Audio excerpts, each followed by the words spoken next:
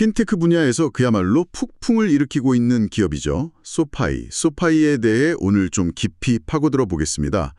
지난 3년간 주가가 무려 5배 가까이 치솟으면서 시장의 모든 스포트라이트를 받고 있는데요. 디지털 은행으로서 기존 금융 강자들을 위협하면서 무서운 속도로 사용자를 끌어모으고 있습니다. 네, 맞습니다. 이게 단순히 주가만 오른 게 아니라 사업의 펀더멘털 자체가 함께 성장하고 있다는 점에서 정말 흥미로운 사례거든요. 오늘 이 회사를 들여다보는 건 뭐랄까 금융의 미래가 어떻게 변하고 있는지를 엿보는 일이 될 겁니다. 바로 그 점이 핵심입니다. 그래서 오늘 우리가 함께 던져볼 질문이 이거죠.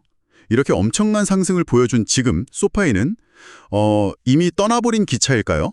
아니면 이 로켓이 이제 막 1단 추진체를 분리하고 더 높이 올라갈 준비를 하는 걸까요? 저는 이 소파이 이야기를 한 편의 연극처럼 3막으로 나누어 살펴보면 그 답에 좀 더 가까워질 수 있을 것 같아요. 1막은 폭발적인 성장, 2막은 수익성의 증명, 그리고 마지막 3막은 가치에 대한 논쟁. 이 세 단계를 따라가면서 소파이가 가진 기회와 또 그 이면에 숨은 위험까지 꼼꼼하게 짚어보겠습니다. 오, 아주 흥미로운 구성이네요. 그럼 바로 1막, 폭발적인 성장의 막을 열어보죠. 지난 3년간 주가가 402% 급등했다는 건 사실 보통의 성장이라고 표현하기 힘든 수준입니다. 이건 그냥 성장하는 게 아니라 마치 누군가 금융 앱 시장에 바이러스를 풀어놓은 것 같은 속도인데요. 대체 무대 뒤에선 무슨 일이 벌어지고 있는 겁니까? 무대 뒤에서는 숫자들이 그야말로 춤을 추고 있습니다. 3분기 조정 매출만 봐도 전년 대비 38% 증가한 9억 5천만 달러를 기록했죠. 이건 사업이 아주 건강하게 그리고 빠르게 확장되고 있다는 명백한 증거입니다. 잠시만요. 그 숫자들 속에서 제가 정말 흥미롭게 본 부분이 있습니다. 수수료 기반 매출이 50%나 급증했다는 점인데요. 보통 핀테크 대출 회사는 기준금리가 오르내릴 때마다 실적이 크게 출렁이잖아요. 그런데 수수료 수익이 이렇게 빠르게 늘고 있다는 건 금리 변동이라는 거친 파도에 덜 휩쓸리는 어떤 튼튼한 방파제를 쌓고 있다는 의미로 봐도 될까요? 아주 정확한 비유입니다. 바로 그 안정성 때문에 월스트리트가 소파이를 주목하는 겁니다. 대출 이자라는 하나의 엔진에만 의존하는 게 아니라 여러 개의 엔진을 동시에 가동하기 시작했다는 신호니까요. 물론 핵심 사업인 대출 승인액 역시 57%나 증가하면서 그 주력 엔진의 출력도 여전히 강력하다는 걸 보여줬고요. 실적도 실적이지만 진짜 놀라운 건 사람들이 소파이로 몰려드는 속도입니다. 3분기에만 90만 5천 명의 신규 고객이 순증했고 총 회원수가 1,260만 명에 달한다고 하죠. 네. 2021년 말과 비교하면 불과 2년도 안 되는 기간에 3배 이상 풀어놓은 겁니다. 말 그대로 기하급수적인 성장세죠. 여기서 근본적인 질문이 생깁니다. 기존 은행들의 앱 혹시 써보셨나요? 로그인 한번 하려면 온갖 인증서의 보안 카드까지 거의 인내심 테스트를 하는 수준이잖아요. 그런데 어떻게 소파이는 이 거인들과의 경쟁에서 이렇게 많은 사람들을 끌어모을 수 있었을까요? 핵심은 제 생각엔 소파이가 은행업을 서비스가 아닌 소프트웨어로 접근했다는 점이 있는 것 같아요. 기존 은행들은 지점이라는 하드웨어를 확장해야 성장했지만 소파이는 코드를 복제하듯 거의 제로에 가까운 한계 비용으로 고객을 늘릴 수 있는 구조를 만든 거죠. 이건 단순히 비용 절감 차원의 이야기가 아니라 사업의 DNA 자체가 다른 겁니다. 소프트웨어로 접근했다. 정말 중요한 통찰이네요.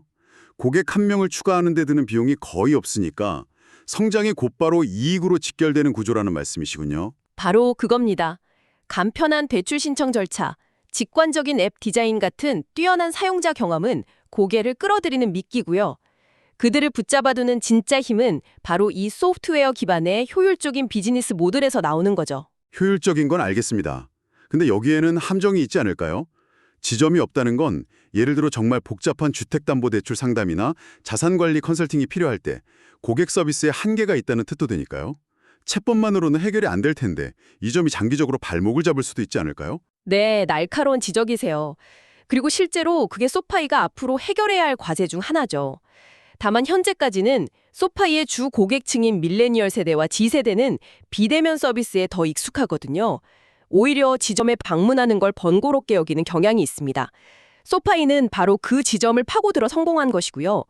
물론 앞으로 고객층이 넓어지고 서비스가 복잡해지면 지금의 방식만으로는 한계에 부딪힐 수 있습니다. 그때 어떤 해법을 내놓느냐가 중요하겠죠. 알겠습니다.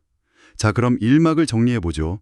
소파이는 기존 은행과 전혀 다른 소프트웨어라는 DNA를 무기로 폭발적인 성장을 이뤄냈습니다. 하지만 성장만으로는 충분하지 않죠. 많은 핀테크 기업들이 돈 버는 법을 증명하지 못하고 사라졌으니까요. 이게 바로 우리를 연극의 2막, 수익성의 증명으로 이끕니다. 네, 그리고 소파이는 바로 이 2막에서 시장을 깜짝 놀라게 했습니다. 2023년 4분기 드디어 GAAP 기준으로 흑자 전환에 성공했기 때문입니다. 여기서 이 갭, 즉 일반 회계 기준이라는 말이 정말 중요해 보입니다. 그냥 흑자 났다와 갭 기준 흑자 났다는 무게감이 완전히 다른 이야기잖아요. 맞습니다. 이건 회계의 공식 규칙 같은 겁니다. 많은 성장 기업들이 조정이익이라는 자체 기준으로 실적을 포장하곤 하죠. 마치 이번 후학 시험은 망쳤지만 그것만 빼면 전교 1등이에요 라고 말하는 것과 비슷합니다. 하지만 소파이는 그 누구도 이의를 제기할 수 없는 엄격한 공식 규칙으로도 흑자를 냈다는 겁니다. 진짜 실력을 증명한 셈이죠. 아, 일시적인 성과가 아니라 체질 자체가 이익을 내는 구조로 바뀌었다는 강력한 신호군요. 바로 그겁니다. 그리고 그 신호는 점점 더 강해지고 있습니다. 2024년에는 2억 2,700만 달러의 조정 순이익을 기록했고 경영진은 2025년에는 이 수치가 2배 가까이 늘어난 4억 5,500만 달러에 이를 것으로 자신하고 있습니다. 많은 비평가들은 소파이가 이렇게 빨리 그리고 이렇게 큰 규모의 이익을 내는 기계가 될 것이라고는 상상하지 못했죠. 특히 요즘처럼 경제 상황이 불확실하고 금리도 높은 시기에 이런 성과를 냈다는 점은 정말 주목할 만합니다.